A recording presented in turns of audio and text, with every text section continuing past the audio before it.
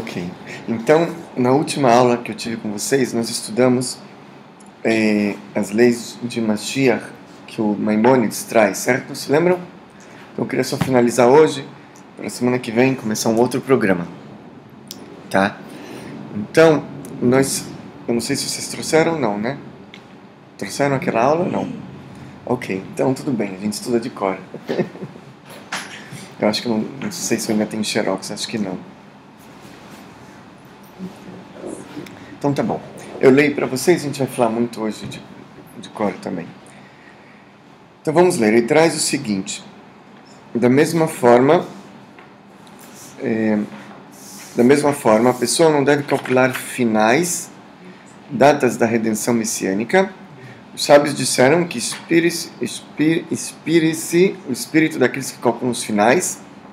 É melhor que a pessoa espere a redenção e acredite no princípio desta ideia, como explicamos. Vou dar uma introdução aqui, contar um pouquinho da história. Ótimo, muito bem. Exatamente, tem o capítulo 12, no final da Alahá, da lei 2, antes do 3, é o trechinho que eu li. Então lá, o Maimônides fala sobre finais. O que é um final? É assim, tem um versículo no profeta Daniel, os 2 últimos versículos, onde nesse versículo está escrito a data da vinda do Mashiach. Tem lá, feliz é aquele que espera e chegará ao ano, não me lembro agora, 3.000 alguma coisa, depois de 1.000 e poucos, que foi cancelado, o Tamid. É uma coisa assim que não dá para entender, está muito um código ali, não está claro. Mas a gente sabe que aquele versículo fala sobre a data da vinda do Mashiach. Então, existem pessoas que podem tentar calcular essa data baseado nesse versículo. E os sábios no Talmud, eles como se fosse rogar uma praga para aquelas pessoas que tentam fazer isso. Eles falam, não faça isso, não calcule. Por quê? Porque as pessoas calculavam e Mashiach não vinha naquela data. Isso causava uma decepção no povo e diminuía a fé. Então os sábios não queriam que essas pessoas calculassem, eles rogaram uma praga. Então a pessoa que faça isso, que saia de sua consciência, que fique um pouco louca, para ninguém acreditar nele. Mas o problema todo é que os próprios sábios do Talmud, que falaram essa proibição, eles apontaram datas. Existiram outras pessoas, outros sábios que também apontaram. O próprio Maimônides, que escreveu isso no livro dele, apontou uma data provável para a vinda do Mashiach. Narmânides apontou uma data 5.118, eu acho, se não me engano.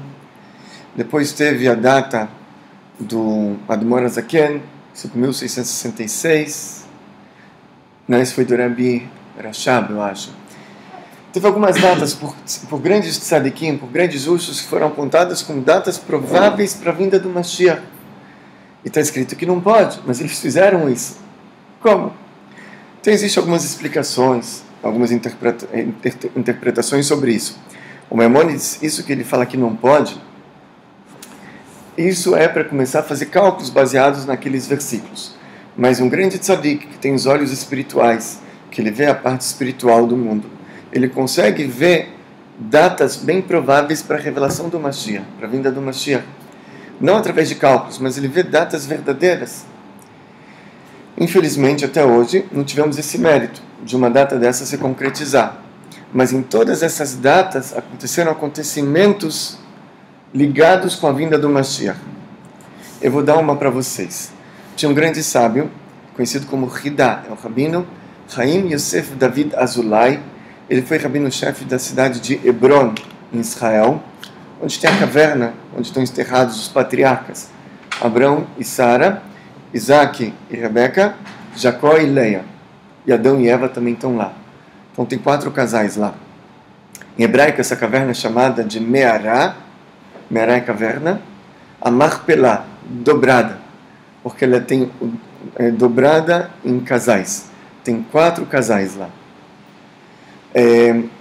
Então esse rabino, ele era rabino-chefe de Hebron, desse local, na época do governo turco-otomano em Israel, ou seja, aproximadamente 230 anos atrás devia ser, que ele vivia. E ele escreveu um livro de Kabbalah. Ele tem uma história muito interessante, esse rabino. entre parênteses, vou contar a história dele, já que tocamos no nome dele. Na época dele, teve um sultão da Turquia que veio visitar Israel. E nisso que ele veio visitar Israel, ele foi até Hebron, e o guia mostrou lá as coisas, inclusive essa caverna. E quando eles estavam na caverna, o guia lhe mostrou um local. Ele falou: olha, lá embaixo estão enterrados os patriarcas do povo judeu, Adão e Eva, só que lá embaixo existe uma tradição que ninguém pode entrar, porque quem entra lá não sai vivo. Então ninguém entra lá embaixo, tem essa pedra aqui, que a gente move para ver e tal, mas não entra. Ok. Mas o sultão quis dar uma olhada, eles empurraram um pouquinho a pedra, ele agachou para ver, e quando ele agachou, a espada dele saiu da bainha e caiu lá embaixo. E caiu lá embaixo, ele ficou muito... Ele queria muito aquela espada, porque aquela espada para ele é como se fosse um troféu de guerra, tinha um valor estimoso muito grande. Ele já tinha feito algumas guerras e matado muitas pessoas com aquela espada, ele queria aquela espada. Então ele mandou 2 soldados dele para buscar a espada. Amarraram os soldados com uma corda, desceram os soldados. Depois de 2, 3 minutos, puxam os soldados, estavam mortos. Ele pegou 4 dos seus melhores soldados, amarrou, desceram os soldados com a corda, mas depois de alguns minutos, puxam esses soldados, estavam mortos. E ele ficou muito preocupado, porque de um lado ele não queria perder os soldados, mas de outro lado ele queria a espada. Aí o guia teve uma ideia. O guia falou: majestade, eu tenho uma ideia para o senhor. A reza dos judeus é uma reza muito forte. O senhor decrete que se sua espada não estiver aqui dentro de 30 dias, que o senhor vai expulsar todos os judeus dessa cidade e vai se apoderar de todos os seus bens. Aí eles vão rezar pelo senhor. O sultão gostou da ideia e soltou o decreto. Os judeus realmente começaram a rezar, começaram a pedir, começaram a jejuar, estavam todos aflitos, não sabiam o que fazer. No final dos 30 dias, o rabino Haim Yosef David Azulay, esse rabino, ele falou: eu vou buscar a espada. Naquele dia ele jejuou, ele rezou, ele foi no mikve, tomou um banho ritual, ele amarrou a corda, desceram ele, e ele chegou lá embaixo. Quando chegou lá embaixo, ele estava desamarrando a corda, então ele viu uma pessoa forte, vindo em direção a ele. Ele ficou morrendo de medo, ele falou: meu fim. E começou a rezar, porque ele entendeu que não tinha mais saída. Ele entendeu o que aconteceu com os outros soldados, tinha uma pessoa lá. E aí a pessoa se aproxima dele e fala: não tenha medo, você é dos nossos. E ele perguntou: quem é você? Aí ele respondeu, essa pessoa, uma frase em hebraico: Eved Avraham Anochi. Eu vou explicar o que é. De acordo com o Midrash, existiram 11 pessoas que não faleceram. Por exemplo, o profeta Elias, escrito que ele subiu para o céu com uma carruagem de fogo, certo? Escrito no Tanakh. Enoque, está escrito que Deus tirou ele, que ele não morreu. Teve 11. Mashiach é um deles. O rei Davi, tem uma música em hebraico que a gente canta. Não sei se vocês já ouviram essa música. David, Melech Israel, Chai, Chai, Vekayam. Alguém escutou uma vez essa música? Não? Escutou, Fábio? Uma música bem popular, assim. O que significa essa música? David, o rei de Israel, vive e existe. A gente canta. E realmente, ele é um daqueles que não faleceu. Tem versículo no Salmo que fala, acho que é Salmo 89, eu acho. Chaim Shalmimcha natata lo orech yamim olam vaed. Que David pediu para Deus vida. E Deus responde para ele: eu já teve um descendente seu que já me pediu, eu dei para ele vida eterna, que é o Mashiach. Mas tudo que um tzadik pede, Deus concede, e Deus deu para ele depois também. Está escrito que ele faleceu aos 70, certo? Mas, mesmo assim, isso aos nossos olhos, de acordo com a Torá, ele continua vivo. E um desses que continua vivo também é o Eliezer, o escravo do Abrão. Escrito que ele não faleceu. Por quê? Porque quando ele estava voltando com a Rebeca, ele foi pegar a Rebeca para casar com Isaac, e eles fizeram uma viagem longa, a Rebeca e o escravo, o Eliezer. Então Isaac perguntou para ele: aconteceu alguma coisa no caminho? Ele falou: não, patrão, está tudo em ordem. Então aí o Isaac deu uma bênção para ele, e com essa bênção ele está vivo até hoje. Então tem alguns assim, Yaakov Avinu, o patriarca Yaakov, está escrito que ele não morreu, tem várias histórias sobre isso, mas hoje a gente não vai falar sobre isso. Talvez outro dia a gente entre mais em detalhes. Um deles era o Eliezer, o escravo do Abraham.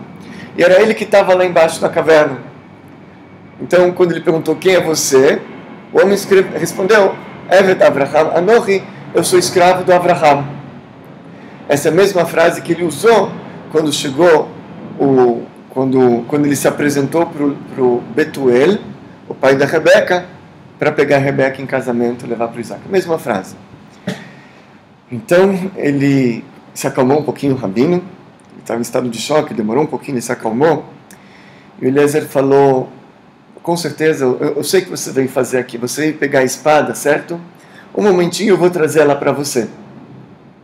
Então ele entrou, daqui a pouco ele volta com a espada. Aí o rabino já estava mais calmo. E ele viu que o negócio estava interessante. Ele falou, posso também conversar com o seu patrão? Aí ele falou, olha, eu primeiro preciso de uma autorização, eu não posso assim. Ele falou, ok. Ele entrou, daqui a pouco ele volta e falou, você foi autorizado, vem comigo. Eles entraram, e aí conta que o rabino teve um contato com Avraham Avinu, com o patriarca Abrão. Não conta se ele viu, se ele foi no túmulo, não conta, no livro não conta os detalhes, como foi esse contato, mas que ele teve um contato que ele, como se fosse, falou, se comunicou, e o Abrão no meio perguntou, você está gostando daqui? Ele falou, estou sentindo aqui como se fosse a porta do paraíso. E realmente está escrito que a gente sobe lá para cima, nossas almas, através dessa caverna. Então eu sinto que aqui era a porta do paraíso. Então Abrão falou, você quer ficar conosco? Ele falou, sim, eu quero ficar aqui. Ele falou, então você sobe, você devolve a espada, porque meus filhos estão esperando isso. E amanhã de manhã você vai estar conosco aqui, então. Então ele voltou, devolveu a espada. Foi uma festa no povoado judaico de Hebron. E naquela noite ele ficou a noite inteira revelando os segredos da Kabbalah. No final da noite ele falou uma reza que nós falamos aqui, que é o Shema Israel. E quando ele terminou a reza, ele deitou e faleceu. Naquela noite, uma das coisas que ele revelou foi a data da vinda do Mashiach. A data da vinda do Mashiach. Que data que ele colocou? 5.750. 5.750, nós estamos em 5.773, foi 23 anos atrás. Quanto que dá isso? 1990, certo? Em 1990, eu me lembro, eu estava em Israel. Foi quando aconteceu a Guerra do Golfo. A gente entrava, eu me lembro, você entrava numa loja em Israel, estava escrito lá um sticker, um adesivo. Esse ano vem Mashiach, esse ano Mashiach se revela. Realmente, Israel estava uma expectativa muito grande, estavam com a guerra, então. E foi nesse ano que o Rebbe ele começou a falar, esse é o ano que Mashiach se revela, esse é o ano que Mashiach vem. Ele começou a falar, antes da Guerra do Golfo, ele trouxe a Guerra do Golfo, trouxe o Midrash, que isso era um dos sinais da vinda do Mashiach. E realmente, isso desencadeou um processo que a gente vive até hoje, onde, se Deus quiser, em breve, esse processo vai culminar com a revelação do Mashiach. Podemos depois falar mais sobre esse processo, entrar em mais detalhes, se Deus quiser, mas começou realmente um processo nesse ano. Então, foram apontadas datas, essas datas aconteceram realmente coisas nessas datas, enfim. Então, essa proibição de não mencionar datas é fazendo contas no livro de Daniel, mas quando vem um tzadik, um homem justo, ele aponta uma data, então a gente pode se apoiar nessa data e se esforçar para que nesse ano realmente a gente tenha mérito de ver o Mashiach. É interessante que em 1990, em 91, o Rebbe de Lubavitch, ele falou algo que não era uma data, mas era algo, era algo mais que uma data. O Rebbe, em 1991, ele falou no Shabbat, no sábado, que estávamos lendo na Torá, a porção de Shoftim, juízes. Ele começou a explicar o conceito de juízes, ele começou a explicar que existe ainda profetas dentro do povo judeu. Ou seja, juízes tem um livro da Torá, do Tanakh, da Bíblia, que é juízes, certo? Quando acaba o Pentateuco, então você tem lá Yeshua, Shoftim, Josué, juízes, e assim vai. juízes eram os líderes espirituais que existiam no povo judeu depois do falecimento de Moisés. Então tivemos vários juízes. Então ele começou a explicar o conceito de juízes, e daí depois ele entrou no conceito de profetas, que eles foram pessoas que também eram na época dos juízes e posteriores. Tinha o profeta Samuel, o rei Davi foi também um profeta, e outros, o profeta Natan, e assim por diante. Vários profetas nós tínhamos. E ele explicou que o conceito de profecia está escrito no Talmud, que depois que foi destruído o templo, o Beit HaMikdash, a profecia se elevou do povo judeu. Assim está escrito. Depois da destruição do templo, a profecia se elevou. Porque na época do templo existiam muitos profetas. Profetas muito grandes. Você tem 48 no Tanar, mas tinham 3.000. A gente sabe que tiveram 3.000 profetas no povo judeu. 48 são mencionados. 2.952 não tem nome deles. São profetas talvez menores, ou anônimos, ou enfim. Mas está escrito na profecia de Bilam que a profecia voltará ao povo judeu antes da revelação do Mashiach. Anos antes, a profecia vai voltar. O que é um profeta? O profeta é alguém que ele prevê algo que vai acontecer, e aquilo acontece em todos os detalhes, certo? Se aquilo não acontece em todos os detalhes, então aquilo não é uma profecia. A profecia não falha, ela é exata em todos os seus detalhes. Quando um profeta ele fala uma profecia ruim, aquilo pode não acontecer. Por quê? Porque Deus é todo piedoso, se o povo se arrepende, aquilo pode ser anulado. A gente tem um exemplo no Tanar, o profeta Jonas. Ele foi até a cidade de Nínive, na Babilônia, e lá ele gritava: daqui a 40 dias essa cidade será destruída. 40 dias a cidade será destruída. O povo se arrependeu, como está escrito lá na história, e Deus poupou a cidade. Ok? Mas quando é uma profecia boa, então aí as leis falam que ela não é revogada. Mesmo que o povo vá para um mau caminho, pode demorar talvez um pouquinho mais, mas aquilo acontece. E acontece em todos os detalhes, certo? Nenhum detalhe é furado. Ok, então isso é o conceito de profeta. E o Rebbe ele falou que nas nossas gerações a profecia voltou, começando com Baal Shem Tov, com o primeiro Rebbe de Chabad, Admor HaZaken, e ele incluiu também como meu sogro era um profeta. O sogro dele na geração passada, ele foi o sexto Rebbe. Como meu sogro era um profeta. E depois o Rebbe fala, e a profecia do meu sogro foi continuada através dos seus alunos. Só que aqui o Rebbe nunca assim falava muito sobre ele. Mas todo mundo que estava lá entendeu claramente que o único aluno do Rebbe anterior que era um profeta era o nosso Rebbe. Certo? A gente via coisas muito grandes. Tão grandes como o Rabino Avram contou semana passada, na Guerra do Golfo, como a queda do bloco comunista, e outras coisas, muitas coisas pequenas também.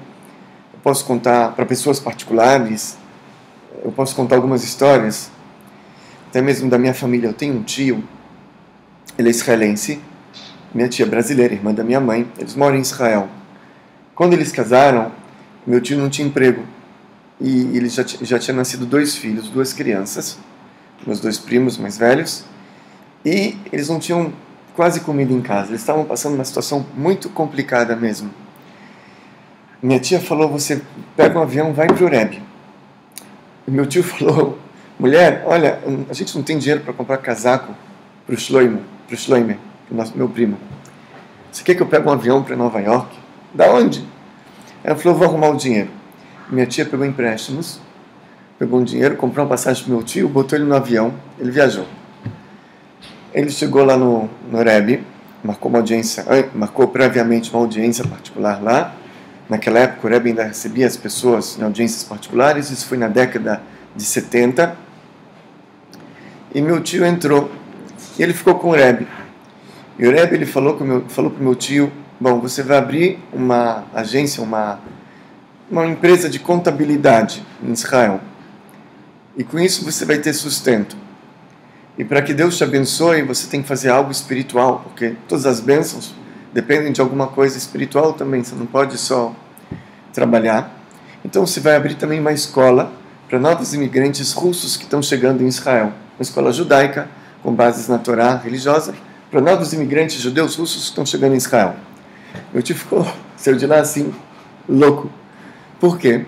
Meu tio não tinha um centavo, abriu um escritório de contabilidade, tem investimento mínimo inicial, e depois ele nunca estudou matemática na vida dele. Porque meu tio sempre estudou em yeshivá, sempre em seminário rabínico, sempre estudou Torá, nunca estudou matemática. Como é que ele vai abrir um escritório de contabilidade? Depois, abrir escola. Meu tio estava perdido, mas ele sabia que se o Rebbe falou é para fazer. Então ele foi, eu não sei os detalhes, como ele iniciou esse escritório, não sei. Eu sei que ele abriu a escola, isso eu sei. E ele tem um sócio, então ele deve ter arrumado um sócio. Eu nunca perguntei para ele os detalhes disso, do início do escritório. Mas ele tem um sócio, então ele abriu com esse sócio e o negócio prosperou. O negócio prosperou. Ele arrumou um grande cliente, que são os kibbutzim. Kibbutz são, vocês sabem o que são kibbutzim? São, como é que é? São como se fosse uma comunidade agrícola. Hoje em dia já não é mais tão agrícola, mas originalmente naquela época são comunidades agrícolas, socialistas, onde todo mundo lá tinha uma cota, eles trabalhavam em conjunto, muitas famílias, centenas de famílias, e assim prosperaram. Era uma coisa interessante, era como se fosse era uma cidade, como se fosse uma cidade assim, muito interessante. E ele pegou um cliente grande que era tinha uns kibbutzim de um movimento chamado Shomer HaTzair. Eram muitos kibbutzim que tinha em Israel, dezenas. Ele pegou a contabilidade de todos eles e ele prosperou. E ficou uma pessoa muito rica, graças a Deus. Ele alugava um apartamento lá em Nova York e quase todo final de semana ele ia visitar o Rebbe. Viajava. O pessoal do aeroporto já conhecia ele. Toda quinta ele entrava no avião, voltava domingo. Era assim. Ele prosperou muito, sem saber fazer sabia fazer conta de somar, ele sabia, talvez de vezes, eu acredito que também, mas a contabilidade da empresa. Então o Rebbe viu que ele tinha que fazer isso e com isso ele ia prosperar. Tinha um outro, o Rabino Kunin da Califórnia, Shlomo Kunin. Ele teve uma época que ele ficou muito doente, ele foi no médico, e o médico falou, você está com aquela doença. Era num lugar assim muito delicado e o médico deu para ele 3 meses. E ele então não contou para a família, juntou todos os rabinos que trabalhavam para ele, ele era o rabino-chefe da Califórnia, dividiu o trabalho e falou, vou passar 3 meses em Nova York.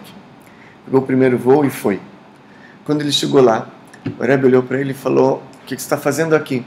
Você tinha que estar na Califórnia trabalhando? Ele falou, Rebbe, olha, mostrou para o Rebbe o laudo do médico, os exames. O Rebbe falou, peraí que eu vou dar uma olhada. Levou para o quarto. Depois de algumas horas, o Rebbe ele volta, manda entregar para o rabino, falou, vai trabalhar, volta para o trabalho. Não precisa mais fazer exame, volta para o trabalho. Ele voltou, isso são uns 40 anos atrás, 30 anos atrás. Até hoje ele é o rabino-chefe da Califórnia. Dizem que, eu não sei os detalhes, mas dizem que o Rebbe pegou uma chapa onde tinha doença, ele apagou uma coisa ali, mandou ele voltar a trabalhar, alguma coisa assim. Não sei muitos detalhes dessa história. Enfim, a gente tem muitas e muitas histórias que a gente pode contar do Rebbe. Tem uma história do Yosef Yitzchak Gutnick. Tinha uma certa reunião onde o Rebbe ele estava falando do teste do pobre e do teste do rico. O teste do pobre é que ele tem uma pobreza, ele tem dificuldade. E mesmo assim, apesar de tudo, ele precisa guardar todos os preceitos e se dedicar ao serviço divino, apesar de tudo. E o teste do rico é mais difícil. O teste do rico é saber que tudo que Deus dá para ele não é dele. Ele só está administrando. Oh, Shalom Aleichem, Rabino Avraham, que bom te ver. Escapado, não é nada oficial. Okay. 15 minutos atrás, eu falei, eu vou dar um pulinho aqui. Que bom. Hoje eu estou com minha mulher no hospital. Aproveitar para rezar aqui. E no fim, se tiver alguma dúvida, alguma coisa assim, ótimo, tá bom. à disposição. Tá joia, Avraham. As meninas aí sabem muita coisa. De lá para cá. Então, tá ótimo, Rabino. Obrigado. Ok. Então, onde estávamos? Ok, no teste do rico. O teste do rico, falou o Rebbe, é um teste muito forte. Por quê? É mais forte que o teste do pobre. Porque o rico ele tem que saber que tudo aquilo que ele tem não é dele, ele administra, mas é de Deus. Que Deus confiou nele, deu riqueza para ele distribuir, para ele dar também, apoiar os mais necessitados. Então isso é muito difícil, porque quando a pessoa se esforça nos negócios e tem bons resultados, às vezes ele atribui o sucesso a ele próprio. Atribui sucesso a ele. Ele acha que ele conseguiu aquilo, que pela inteligência dele, pelo mérito dele, pela força dele. Então, para ele se desgrudar daquele dinheiro é difícil. Então, um teste grande. Então, ele falou, o teste de rico é mais difícil ainda. E aí o Rebbe parou e perguntou, quem quer ser rico? Depois que todo mundo escutou esse discurso. A maioria não ficou assim, apreensivo, não levantou o braço. Mas teve um que levantou o braço. O nome dele é Yosef Yitzhak Gutnick. E o Rebbe falou, então me procura sábado à noite, depois do Shabat. Ok, sábado à noite, ele foi até o escritório do Rebbe. O Rebbe ele pegou, mais ou menos, não sei se ele desenhou o mapa da Austrália, de Sydney, ou Melbourne, não sei, de algum lugar. E o Rebbe falou, você vai até tal lugar e vai comprar um terreno aqui. Nesse local você compra um terreno. E lá você começa a fazer escavações. O rapaz falou, mas... o Rebbe falou, você vai arrumar o dinheiro, então. Você não tem dinheiro para comprar o terreno, arruma o dinheiro, começa a fazer escavações. Tá bom, ele foi, viajou, ele achou o terreno, mas ele não tinha dinheiro para comprar o terreno. Então ele tentou num banco, o banco não quis emprestar, tentou no outro, eu não sei, ele deu um jeito, ele conseguiu no final o dinheiro e começou a escavar. E o Rebbe tinha dito a ele que em 5 anos ele ia virar muito, muito rico, milionário, alguma coisa assim. Ele começou a escavar, depois de 1 ano ele achou uma mina de ouro. Achou uma mina de ouro muito grande. E aí ele ficou milionário. Ele pagou dívida de vários rabinos do mundo inteiro, ajudou muitas sinagogas, ele virou um milionário. E continuou, só que isso depois de 1 ano, não em 5 anos. Continuou escavando. Parece que no final dos 5 anos, aí sim, ele achou a mina de diamantes. E virou muito mais ainda. O time da Austrália, que ele tinha lá na Austrália, beisebol, aqui no Brasil é futebol, lá na Austrália o pessoal gosta de beisebol. Então o Corinthians da Austrália andava com a propaganda dele, da empresa dele. Ele virou um dos caras mais ricos da Austrália. Depois ele entrou isso durou um tempo, vários anos. Depois de uns anos ele entrou no mercado, na ação, pregão, bolsa, e aí ele perdeu o dinheiro. Ele caiu, perdeu muito, muito dinheiro, parece. Hoje em dia ele tem, mas não é já o que era antigamente. Um homem rico, mas não é tanto. Enfim, mas esses são pequenos exemplos de coisas que o Rebbe ele via e a coisa acontecia. Vai para lá, não, vai trabalhar, faz isso, faz aquilo. Ok? Então o Rebbe, quando ele falou que a profecia continuou através dos seus alunos, era óbvio que ele estava se referindo a si próprio. E logo depois ele falou, e a nova profecia é Otot Kumt Mashiach. Ele falou uma frase em Yiddish que significa logo, logo o Mashiach está chegando. Então hoje em dia o que acontece? Nós não temos uma data, nós temos uma profecia. Uma profecia de que o Mashiach está chegando. Sendo uma profecia, isso é irrevogável. Sendo uma profecia boa, isso vai acontecer em breve. Então, em 1990, desencadeou um processo, e o Rebbe ele confirmou isso em 91, falando dessa profecia, de que já estamos numa época de que, bem breve, se Deus quiser, na nossa geração, a gente vai ter o mérito da revelação do Mashiach, se Deus quiser. E não é mais uma data que está prevista, já é uma profecia, algo que irrevogável. Certo? Uma profecia de um profeta muito grande. Sim, desculpa. Nesse mesmo pronunciamento do Rebbe, o Rebbe explicou o que está escrito no Talmud, que quando foi destruído o templo, a profecia se elevou do povo judeu. O que significa se elevou? Então o Rebbe fala, não está escrito que se anulou, está escrito se elevou. Se antes, para uma pessoa ser um profeta, ele tinha que estar 8 centímetros acima do solo, hoje, para ser um profeta, ele tem que estar muito mais elevado. Ou seja, se uma pessoa naquela época Uma pessoa um pouquinho mais elevada espiritualmente conseguia atingir níveis de profecia, porque quando o templo estava presente, a divindade estava mais próxima da terra, estava mais revelada. Então a pessoa que se elevava um pouquinho, se transformava num profeta, tinha visões, Ruach HaKodesh, visões espirituais. Hoje em dia, como a divindade ela está menos em evidência, porque o templo não está presente. Uma pessoa, para ser um profeta, ele tem que estar muito mais elevado. Certo? Então isso que o Rebbe explicou, e depois ele explicou que o Rebbe anterior era um profeta e que ele também. Então o nível da profecia do Rebbe era um nível tão grande quanto dos profetas que nós vemos no Tanakh. O profeta Samuel, Moisés, como Moisés nunca teve, está escrito. Certo? Mas como o nível desses profetas, o profeta Ezequiel, o profeta Isaías, o nível do Rebbe não era inferior ao desses profetas. Homem muito, muito, muito elevado. Quem teve contato com o Rebbe podia sentir isso. Chegava perto dele e se sentia uma coisa muito forte. Era era algo muito especial. Certo? Então, isso aí. Ok, então continuando. Vamos ler mais um pouquinho. Vamos pro... Vou pular o 3, que eu quero terminar hoje. Tá? E o 3 depois vocês podem ler. 4.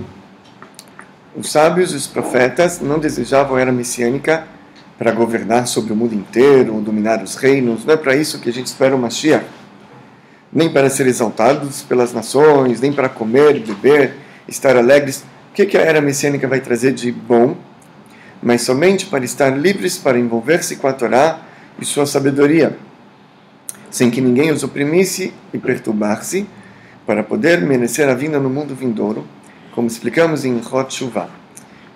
Aqui vou falar uma coisa interessante também, que existem duas opiniões entre os sábios, entre o Maimônides e o Narmânides, sobre a era messiânica. O Maimônides ele fala que a era messiânica não é o final.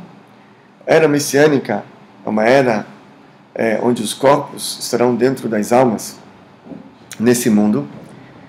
É a época que eles vão receber toda a recompensa de tudo que foi feito durante todo o trabalho que foi feito antes da era messiânica. E depois disso, fala o Maimônides, vai ter uma segunda era, que aí sim vai ser a era só de almas, não de corpos, e esse vai ser o objetivo final, uma era eterna.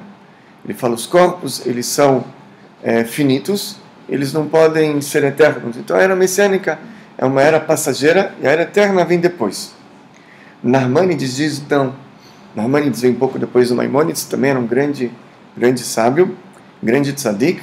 Ele fala que a era final será a era messiânica, a era de almas e corpos aqui embaixo. Teremos a ressuscitação dos mortos, todos os mortos voltarão, certo? Esse é um dos princípios da fé judaica. Isso vai ser a era final. De acordo com a Kabbalah e a Hassidut, que traz o veredito, será que isso vai ser a era final? Não como ele traz aqui. Aqui ele traz que na era messiânica a gente vai poder se dedicar ao serviço divino somente para merecer a vida do mundo vindouro. Então a gente sabe que no final não vai ser assim. O final vai ser a era messiânica mesmo, o objetivo final da criação. Ok? E aí, 5. Nessa era não haverá nem fome, nem guerra, nem inveja, nem brigas, porque o bem emanará em abundância. Isso está escrito no Tanakh, na Torá, que Deus, está escrito assim, eu vou banir, vou extirpar o espírito de pureza da face da terra. Então a gente não vai ter mais o lado mal. As pessoas não vão ter mais o lado mal, não vai ter o mal no mundo. Então por isso, como não vai ter o mal no mundo, não vai ter guerras, não vai ter briga, não vai ter disputas, porque o bem vai emanar em abundância e todas as delícias estarão disponíveis como pó. Ou seja, assim como tem duas explicações, ok? Vai ter abundância como o pó da terra. Hoje em dia ninguém vende pó, ninguém vende areia do mar, ok? Por quê? Porque é tão abundante, você vai e pega. Na era messiânica vai ter uma abundância muito grande que ninguém mais vai se preocupar com a parte material. Vocês sabem, essas pessoas muito, muito ricas, às vezes não sabem muito o que fazer com dinheiro até. Eu falo para eles que eu sei resolver o problema deles. Mas tem gente assim, tem gente, eu já escutei, que eles chega uma hora que perde valor, você não sabe mais em que gastar, né? Então é como o pó da terra. Então assim também, eu já escutei isso de um construtor. Ele veio e falou para mim: já tenho o carro que eu quero, já tenho o apartamento que eu quero, já tenho a casa de praia que eu quero, já tenho isso. O que mais eu preciso? Ele falou. O negócio é só fazer o bem, ele falava. Isso é um dos sinais da era messiânica. Por quê? Porque quando a gente vê, historicamente, nunca teve a abundância que teve hoje em dia, na face da terra. Existiam pessoas ricas, mas não como tem hoje em dia.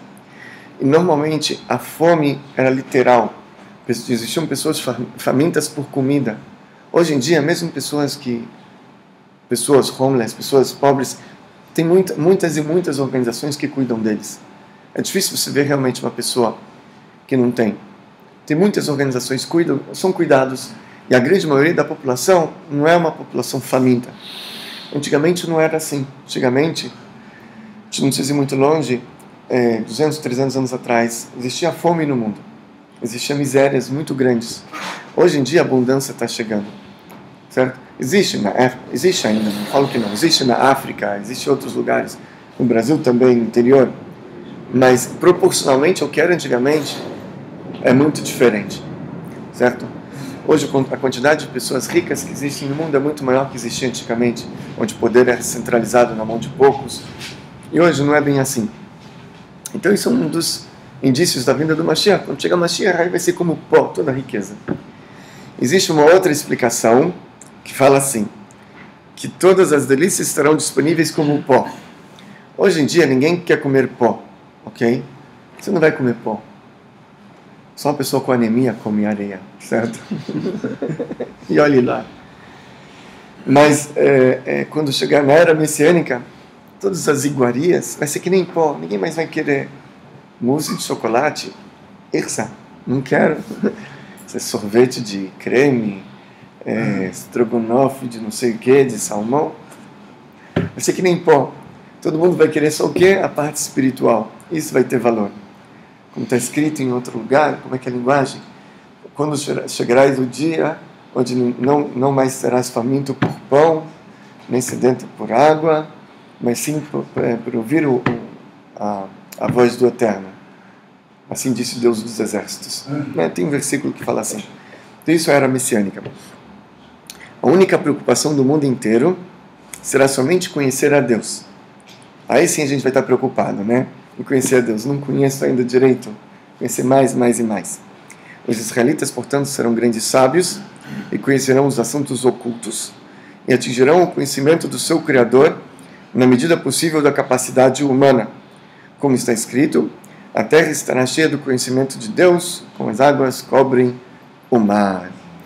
Todo mundo, ou seja, na medida da capacidade humana, todos nós vamos tentar entender o Criador, e a terra estará cheia do conhecimento de Deus, como as águas cobrem o mar. Você olha para o mar, você só vê água. Você vai olhar para a terra, você só vai ver conhecimento de Deus. Você vai ver divindade para o mundo, por todos os lados. Isso, se Deus quiser, vai culminar com a revelação do Mashiach, se Deus quiser, em breve, em nossos dias. Amém. Muito bem. Legal? Agora vocês.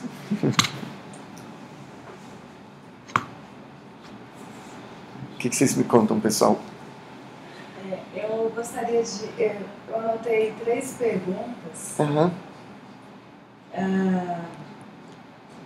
na era do Mashiach, a ressurreição dos mortos. Ok. Se não existe morte, né? A gente sabe que a gente reencarna várias vezes. Essa ressurreição dos mortos seria a luz sobre as trevas das pessoas? Não, ok. Acho que significa? Deixa eu ver se eu entendi sua pergunta. Ok, primeiro, a ressurreição dos mortos é literal. O defunto vai levantar, assim, literalmente, ok? Mas, o corpo físico. Cadê a alma? Boa pergunta. Talvez a sua pergunta, deixa eu ver se eu entendi, é assim. A pessoa, vamos dizer que na primeira encarnação, ele foi o Abrão, na segunda ele foi o Isaac, e na terceira ele foi chamado de Jacó. Qual dos três vai levantar? É isso? Essa é a pergunta? Por exemplo, e se tiver... E as almas que estão encarnadas? Tem uma dúvida nisso, porque a gente não tem várias encarnações? Encarnações, sim. Então, a ressurreição dos mortos, a alma está ali parada naquele, é isso? Não, boa pergunta, entendi. Digamos que a alma voltou, então agora o Jacó está vivo, e o Isaac vai levantar como? Sem alma? Né? Tem aquele filme A Volta dos Mortos Vivos, né? Vai ser zumbi, será que vai ser zumbi? Então, assim, essa pergunta fizeram para o Rebbe lhe deu uma explicação que funciona assim. A alma, quando ela é dividida em várias partes, ok? Eu vou falar no caso do povo judeu, que isso eu sei, posso explicar. No caso do Bnei Noach deve ser semelhante, porque na Kabbalah Arizal ele fala de uma alma judaica. Então, assim, um judeu ele tem 613 preceitos. A alma dele é dividida em 613 partes também, cada uma referente a um preceito. Então ele fez um preceito, guardou o sábado, aquela parte da alma referente ao sábado está iluminada, por exemplo. Fez um outro, aquele está iluminado. Então, Abrão faleceu, 90 anos, chegou lá em cima, aí analisaram, falaram, olha, muito bem, o senhor fez 200 preceitos, mas falta 413, meu amigo. O senhor vai ter que voltar. Então ele volta no Isaac. Só que isso que ele volta no Isaac, volta somente 413 partes da alma. Aquelas 200 partes que já estão completas, já estão consertadas, ficam lá em cima. Não precisam voltar de novo. O Isaac vive com uma alma de 413 partes, uma vida normal. Ele nem sabe que ele só tem parte de alma. Por quê? Porque a alma é diferente do corpo. O corpo, você corta a mão, corta o pé, Deus nos livre, ele fica aleijado.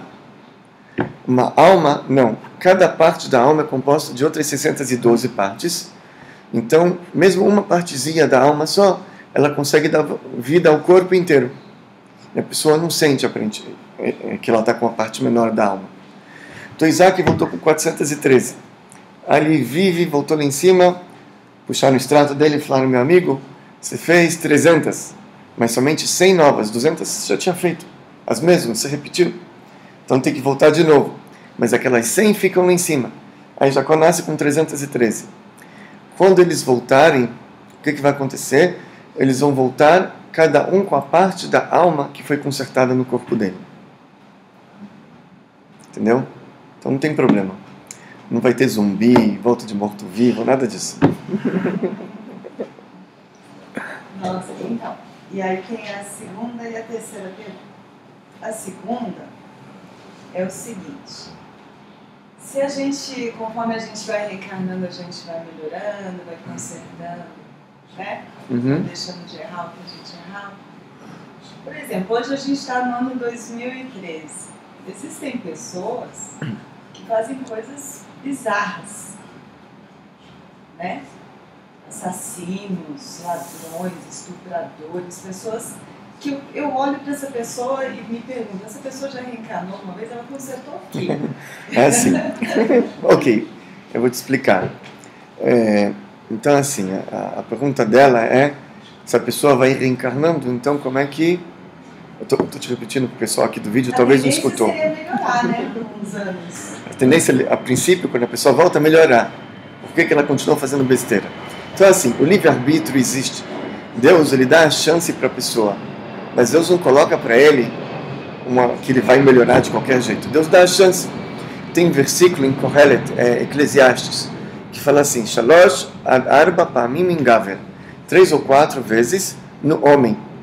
E o Arizal, ele explica desse versículo que é dado para a pessoa consertar um determinado erro 3 a 4 vezes no homem.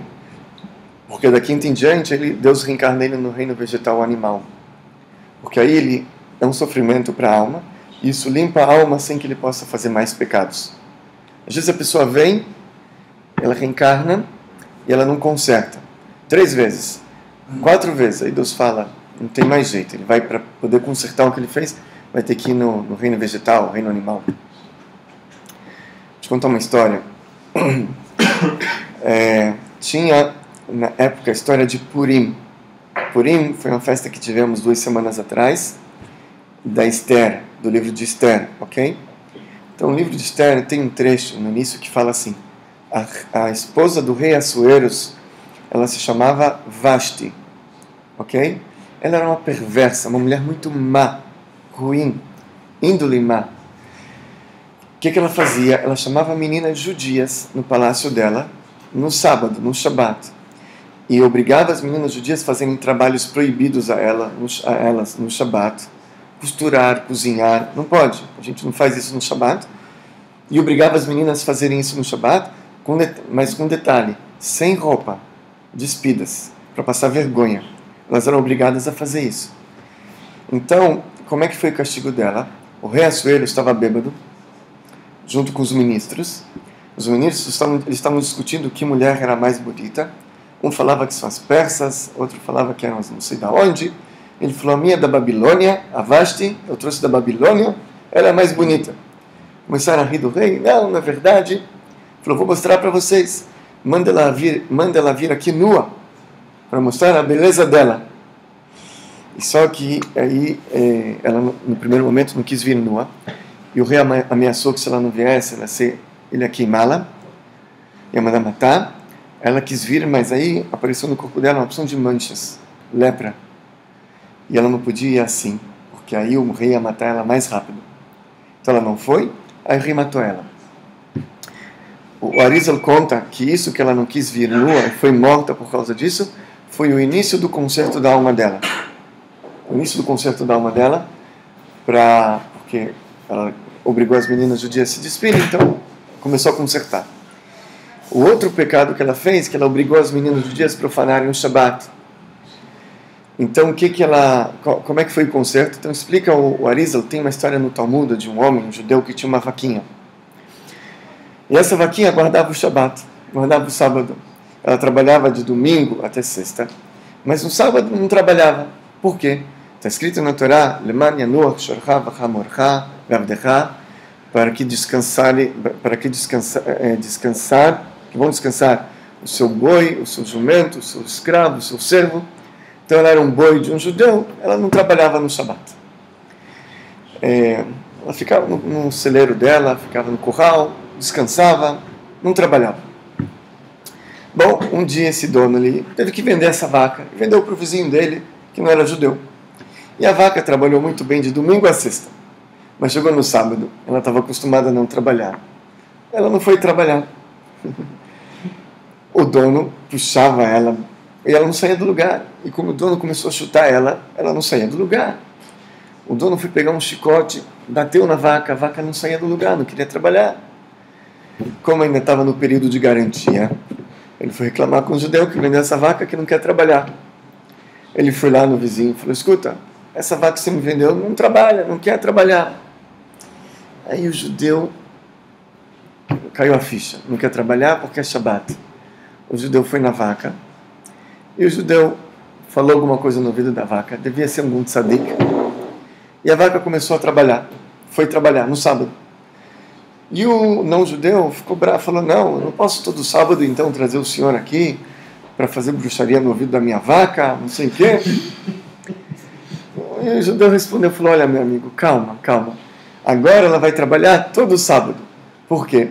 Porque eu já expliquei para ela que agora ela pertence ao não-judeu, ela não precisa mais descansar no sábado, ela pode trabalhar. E esse homem, esse fazendeiro não-judeu, ele começou a pensar, falou: puxa vida, essa vaca, ela sofreu foi chicoteada para não trabalhar no Shabat, então e eu? Começou a se interessar, e ele começou então a comer comida kasher, ele começou a estudar a Torá, ele virou judeu, esse fazendeiro. E ele era tão empenhado nos estudos, era um homem tão inteligente, que ele virou um grande sábio, até o ponto que os ditos dele estão mencionados no Talmud. E o nome que ele recebeu era Rabbi Hanania,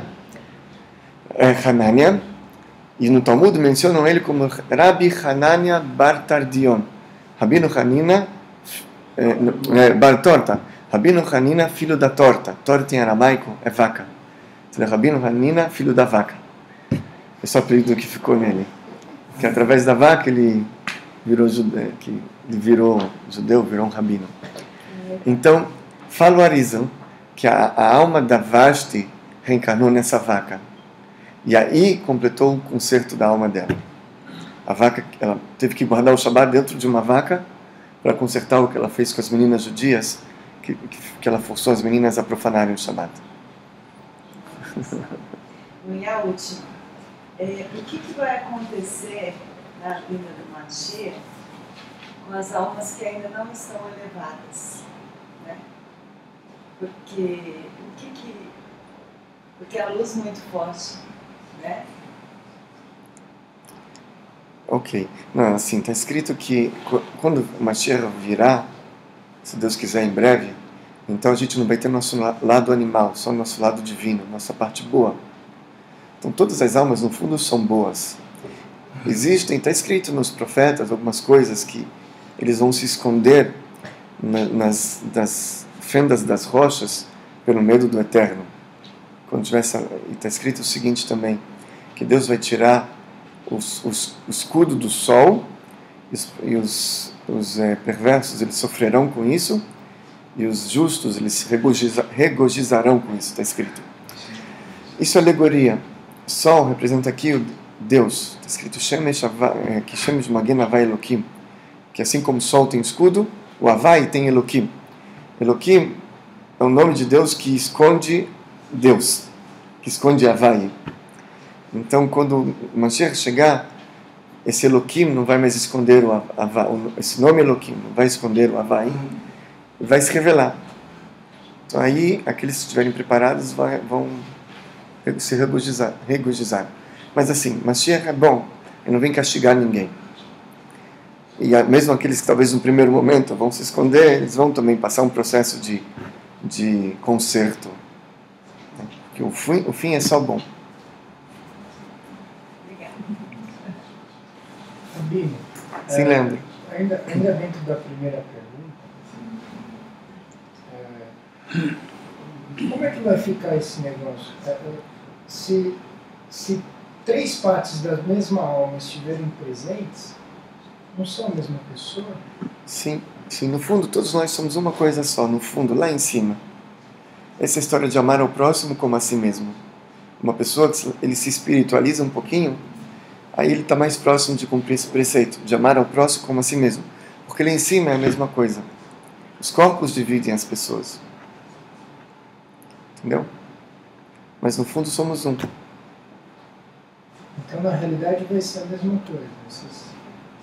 Essas três almas, como o senhor deu o exemplo aí. Na origem é a mesma pessoa. É a mesma alma.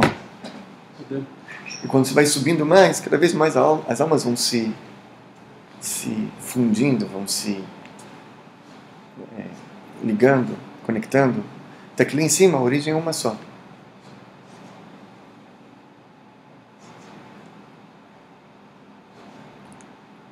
Legal. Eu estava numa classe de alimentação essa semana e eu estava me alimentando e eu comecei a olhar em volta, cheio de gente, e eu fiquei pensando, se eu pudesse olhar com os olhos espirituais, será que aqui tem mais luz? Será que tem muita escuridão aqui no meio? Porque eu acredito que quanto mais luz, ela vai irradiar para todos, né? Uhum. Todos vão sentir aquela paz, aquela coisa. Uhum. Então acho que é por isso que é importante a gente estar melhorando para a gente estar contagiando o mundo todo. Né? Com certeza. Aquilo que a gente tem dentro de nós, a gente irradia, a gente expressa. Está escrito que quando o Isaac, o patriarca Isaac, foi dar a bênção para o Jacó e para o Esaú, então quando entrou o Esaú, está escrito que ele viu o inferno aberto embaixo dele. Porque Esaú era um perverso, então ele sentiu muito mal. Quando entrou o Jacó, está escrito que ele sentiu o cheiro do paraíso. Então a pessoa transmite aquilo que ele tem, aquilo que ele é. Como que ele foi enganado? Se ele sentia isso? Deus quis assim, que isso fosse dessa maneira. tem motivo pela Kabbalah, por que Jacó tinha que enganar? Jacó podia explicar para o pai também, que seria mais interessante. A própria esposa, Rebeca, queria que o Jacó recebesse as bênçãos. Eles podiam explicar, mas ele precisou enganar. Tinha um motivo. Outro dia a gente fala sobre isso. Eu digo da parte de Jacó, eu digo da parte de Isaac. Como que Isaac se permitiu ser enganado? Se ele sentia que Esaú era diferente de Jacó, né? Como que ele foi, ele chegou, passou a mão na pele de ovelha e falou, não, esse a mão é a mão de Esaú, a voz é a voz de Jacó. Porque assim, por que ele queria abençoar Esaú e não Jacó? Ele sabia que Esaú era um perverso. Porque primogenitura, né? É porque pela primogenitura, mas se é um perverso, pula ele, arruma um jeito. Não, por que ele queria abençoar o Esaú? Porque ele sabia que o potencial que o Esaú tinha era muito grande. Se ele conseguisse transformar o Esaú em bom, ele ia ser mais que Jacó. Então por isso que ele queria dar bênção para Esaú tentar essa transformação.